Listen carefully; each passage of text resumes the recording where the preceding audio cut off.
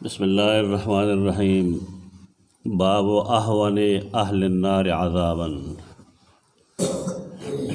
दे बाब के दा ज़िक्र कई यो हदीस बयान आई सही बुखारी चे अज़ाब खो अल्लाह ढेरो खल्क़ लवर कई, लेकिन पदे के द टोल न कम अज़ाब वाला बसू की दा अज़ाब और द नेमत दा कम तसव्वुर जे मुंगला कुरान और हदीस रा कई दे मकसद दाई चे इंसान जान द अल्लाह द अज़ाब न बच की। अब इंसान कोशिश की चे जन्नत तलशी तो दे मतलब दान रे चे सड़े दे बस दासे यरीगी लक द मार लड़म न चेरी दान रे मतलब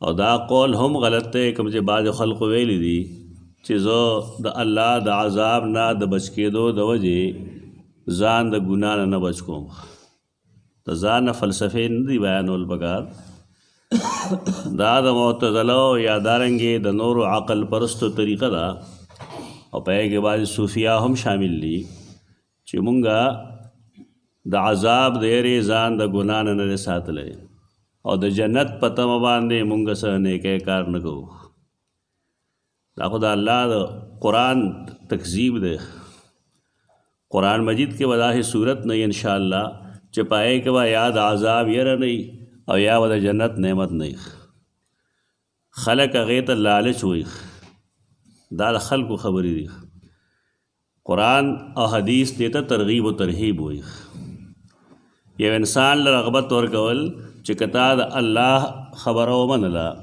और पाला दी ईमान उलरो तौहीद तस्लीम कर अल्लाह व ताला बदल की जन्नत तर की ते तरगीब हुई और के बिलफरस्ता शिरक को बद अखलाक़ इखबल इकले गुनाह कबीरा सगीरा व निरवान शिन अल्लाह व ताला अज़ाब दर की तर अल्लाह निज़ाम दे देता पदे नज़र कदल कम च खलक हुई दादीख व शरीयत के खपल अक़ल दाखिल शरीयत के खपल अक़ल दाखिल अवल गुनाह रे अल्लाह और रसूल जिसंग वेली या शांति कवा क़यामत पर द टोल नलवे अज़ाब बचा ले तो टोल नलवे अज़ाब हाँ चाल दे चागा दुनिया के दौलूहियत दाव करे चाच जानता रब्बुकुमुल आला वेली दी लगा फ़िरऔन तो दा से खल को अज़ाब बड़ेर नाकारी आ खलक चेगी शिरक और कुफर गई दागी अज़ाब बड़ेर नाकार दे कम खलक चागी के तकब्बुरी द हक ना मखड़ी द खल को बीजते की इस बेसा तो दी अज़ाब द टोल न डेर दे तासे डेर डेर शे खलक दे दागी मुख्तलिफ मुख्तलिफ अज़ाब दी सवाल अज़ाब नहीं सलवे अज़ाब नहीं रसूलुल्लाह सल्लल्लाहु अलैहि वसल्लम यो दुआ कब्रुन वाले लिदलू अगील अल्लाह प कब्र के अज़ाब वर्को रसूलुल्लाह सल्लम त अल्लाह खुदल अल्लाह आगत खई अल्लाह नबी दे दारे च हर कब्र और खई खुद यो कब्र अज़ाब और खो वे फरमायल दारे चा कब्रुन दी अगी वे लफलानी फलानी दी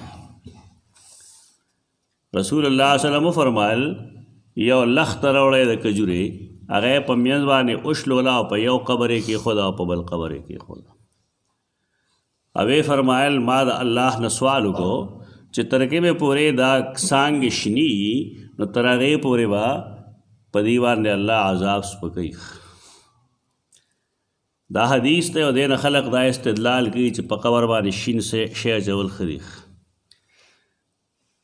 और ख्याल यदाए चेहरे सवाब मड़ी तवर रसीख ता बेचारगान जान लगे रही बस देता नीम मुल्ला हुई नीम हकीम ख़तरे जान नीम मुल्ला ख़तरे ईमान इस पता और निश्तर दा कब्र न खुद काफिरानू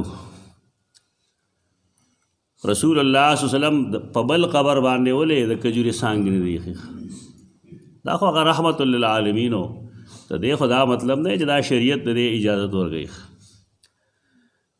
गलत गलत इस्तदलालात द हदीस न गई खलक दा मुसलमानान नो د دې قبرونو باندې ځکه رسول الله صلی الله علیه وسلم کجورې څانګې پرې کړي دي.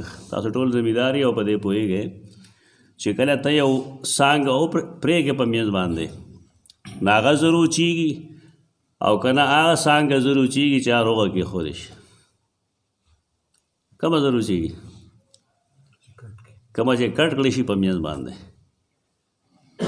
که دا مسلمانان وی نو رسول الله صلی الله علیه وسلم به شنه شنه څانګه یې ایښې پوره څانګه به یې ایښې او بیا دا چې دا به نه وی چې فرمایلی به وی چې دی باندې به عذاب تر هغې کمی تر کومې پورې چې دا شني ټول عمر دپاره به الله نه دعا کړې وی چې ربه دا زمونږ ملګري دي ته معاف کړه. لیکن دا مسلمانان نه وو. هغه الله رحمت للعالمین جوړ کړو. د دې وجې نه د هغه د رحمت دا مظاهره وه چې هغې په حق کې دعا وکړه. بس ټیک ده الله ومنله. دی به څه کار کو؟ څه ګناه وه چې الله دی له عذاب ورکو؟ قبر کې ورکو، قبر نه شروع کړو. هغه یو داسې و چې هغه به ځان د پیشاب نه بچ کو. بعضې خلک د وړو بولو کولو کې احتیاط نه کوي او دس سوچولو کې احتیاط نه کوي. دغه شانتې پاسي بس ګنده مونځ خو کوي نه، جامع کپڑے گند شي. وی فرمایل ما يعذبان فی کبیره. دلته خلقو ته مشکل جوړ شي. دیر عذاب نشي ورکولی د شرک غوندې ګناه کبیره باندې. هغه عذاب برستو ګورو. دا بله مسله ده دلته کې. بله مسله دا ده چې دی له الله دلته کوم عذاب ورکوي نو د یو باب د پیشاب نه ځان نه بچ کو او درې بل مرض دا و چې کان یمشي بالنمیمه ابا چغلې کولې. هر دویم سړی چغل خور دی. یو مجلس کې بني آدمي غلط خبره ته وشي، کمزوري وشوله نه و پکار دا یې چې هغه غلطه خبره په مجلس کې دفن کړی شي، هغې نه بار نه وځي. خو خلک کمال دا ګڼي چې دا غلطه خبره به وړي او بل ځای کې به یې خورئ چې خبر خو نه یې که نه. دا ګناه کبیره دی. نمیمه ګناه کبیره دی. چغلی کول دا ګناه کبیره دی، دا حرام دی. چرې د یو مجلس کمزورې خبرې بل ځای کې مه خوروه. د مسلمان انکار داره 100% کې مسلمانان په دې مرض کې مبتلا دي. دا ګناه دی. قبر نه به عذاب شروع شي. که طاقت دی نو کوه. دا فساد ولې جوړ شي د مسلمانانو په منځ کې؟ زه بني آدم یم، ما سره چا ښه نه دي کړي یا ښه کړي دي بالفرض، لیکن زما په نظر کې بد دي او ما څه بکواس وکړو نو اوس پکار نه وي چې سړی زما بکواس وسي او سړي ته وکړي. ولې اوس به جنګ جوړېږي. د دې فساد جرړه مسلمان نن په خپله دی. د نوم مسلمانی پرېږدی، صحیح اسلام ته راشه. اسلام دا دی چې ما غلطي وکړله، ما له نو پکار چې ما دغه بکواس کړی، بل چا نو پکار چا پسې بکواس کړی، خو اوشوا غلطي ده نو دا غلطي اوس عاموی ما، دا بل چا ته مه کوئ. خو داسې قسمه ډېر عذابونه دي چې د هغې بنیادونه قرآن او حدیث لیکلي دي او ډېر داسې تکالیف دي، بیماری دي چې د هغې د وجې د انسان په دنیا کې الله ګناهونه رجوي. دا دوه د یو بل مقابل څیزونه دي. دا د الله رحمت دی چې هغه انسان باندې دنیا کې تکلیف راولي د دې لپاره چې د ده ګناهونه کم شي، آخرت کې دی جنت ته لاړ شي. عبدالله بن مسعود فرمایي په موږ چې به ابتلا راله، مصیبت به راغی، موږ به هغه نعمت ګڼو چې ښه د الله په ما مهربان دی، زمانه چې کومې غلطۍ شوي دي د هغې سزا کفاره مال دنیا کې راکوي. او زمونږ خو ټول نعوذ بالله من ذلک هر سړی پیغمبر دی. په چا چې تکلیف راشي نو بل سړی به څه وایي، دا پلانې کار یې کوو که نه ځکه پیدا چل راغی. تا ته کوم ځای نه پته ولګېده؟ ته رب العزت او که نه ته پیغمبر یې پتا وحی راله په تو خبرې کیسه. ډېر مصیبتونه داسې شته دی لکه حدیث کې راځي رسول الله صلی الله علیه وسلم فرمایي یو مسلمان چې د 40 کالو شو او په داسې مصیبت راشي دا مصیبت د مکفرة للذنوب دا د ګناهونو د معاف کولو دپاره د چا ګناهونه نه نو الله د هغه ثواب ډېر کړي. دا موږ چې وایو خلقو ته چې الله څه فیصله کړې ده په هغې رضا شي چې ته رضا بالقضا وایي.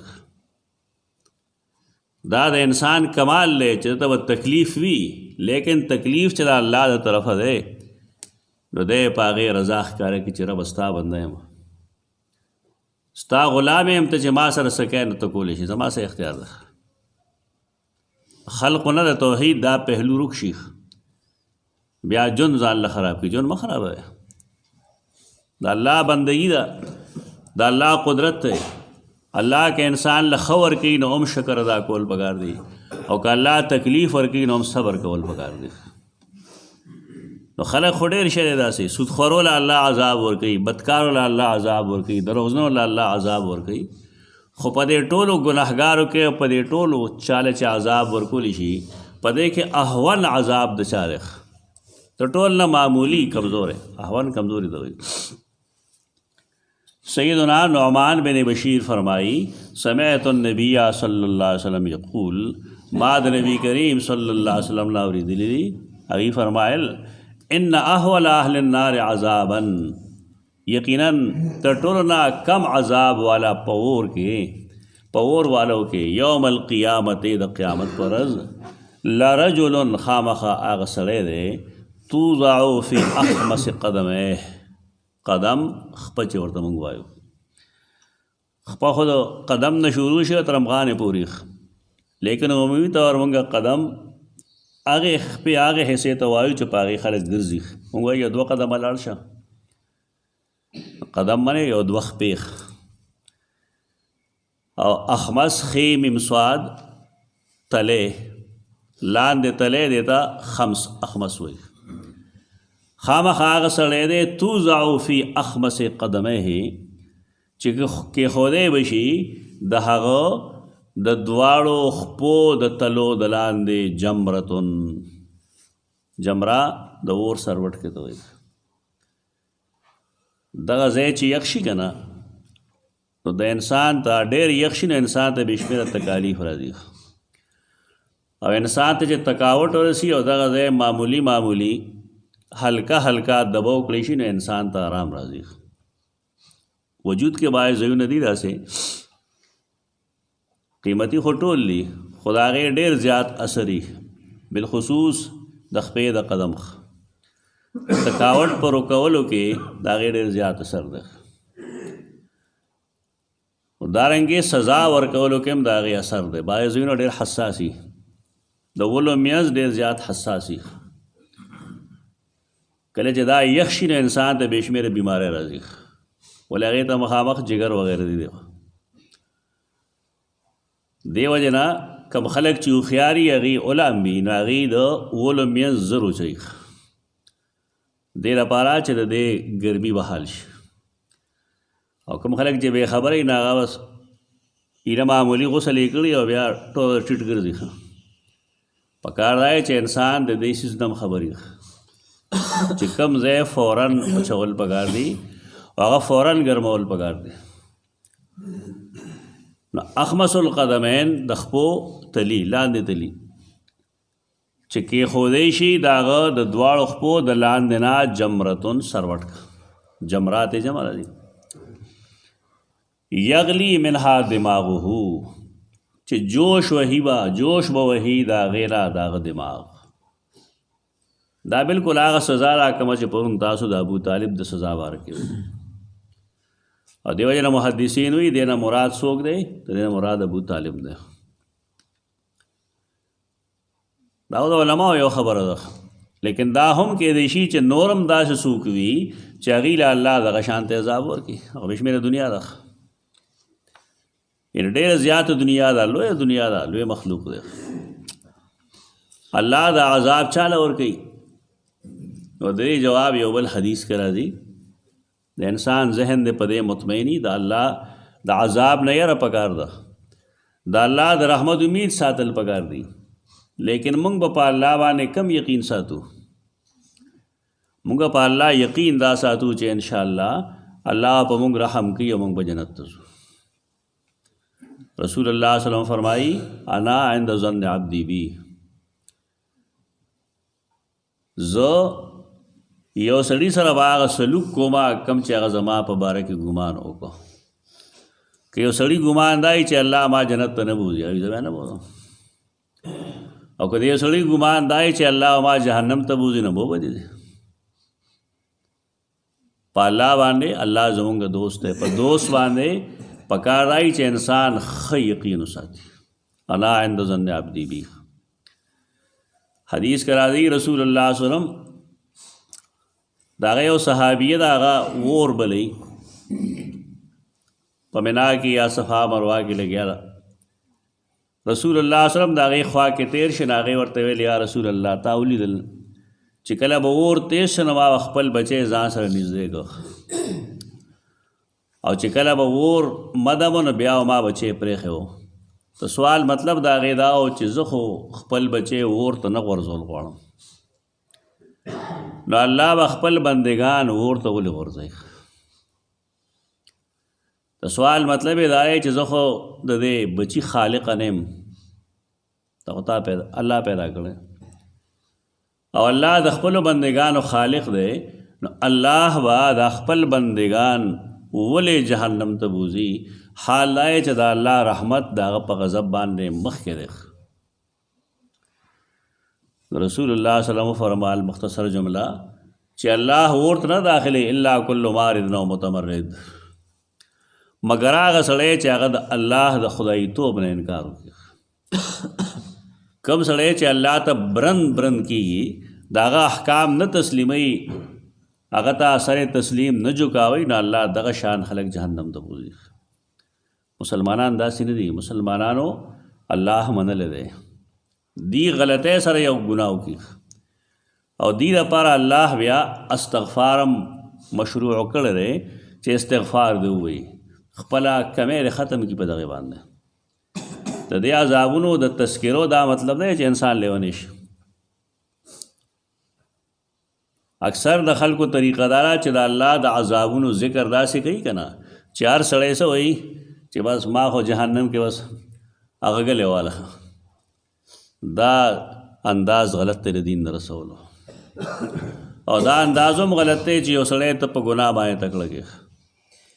ته مسلمان طریقه داره چې دی د الله د عذاب نه یریږي او د الله د رحمت امیدوار وي.